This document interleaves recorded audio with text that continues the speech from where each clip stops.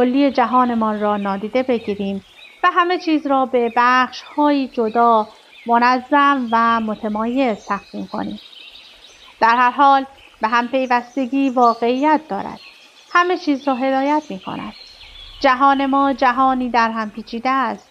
وقتی آن موجود در هم پیچیده را بپذیرید، مشخص می‌شود که شانس، آشوب و تصادف‌های اتفاقی نقش بزرگی در چرایی وقوع اتفاقها دارد. در جهانی در هم تنیده تصادف اهمیت دارد. هیچ شکاف واقعی بین سیگنال و نویز وجود ندارد.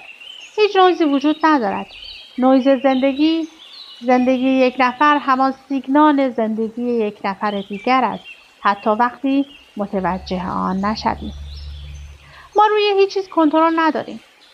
ما در میدان دیدی محدود گیر افتاده‌ایم. همانطور که فضانوردان از فضاپیمای خود خیره شدند، فضای دیدتان را گسترش دهید. آن وقت است که می‌بینید فردگرایی ضرابی بیش نیست. پیوستگی است که ما را تعریف می‌کند. در ابتدا جهان در هم پیچیده وحشتناک به نظر می‌رسد. هیچ کس دلش نمی‌خواهد به او بگویند کنترل چیزی در دست تو نیست، یا تصمیم یک غریبه در آن سوی جهان، یا تصمیمی که چندین دهه قبل به فراموشی سپرده شده می‌تواند ما را بکشد یا باعث شود اقتصاد ما در رکودی فلج کننده سقوط کند. چه بخواهیم چه نخواهیم جهان به این شکل کار می‌کند. حتی تصمیم آنهایی که مدت‌هاست مرده‌اند همچنان اهمیت دارد.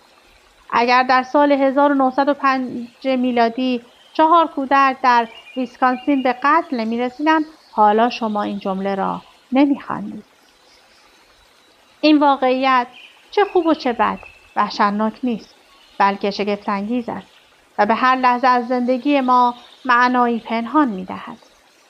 جهانبینی فردگرایانه را زیر و رو می‌کند. حتی کوچکترین تصمیم‌هایمان اهمیت دارند و برای همیشه جهان را تغییر می‌دهند. نه اینکه ما تحت کنترل سرنوشت فردی خود باشیم.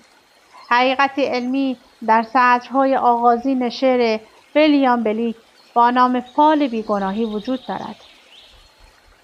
برای دیدن جهان در یک دانه شن و دیدن بهشت در یک گل وحشی، بی نهایت را در کف دست خود بگیرید و ابدیت را در یک ساعت.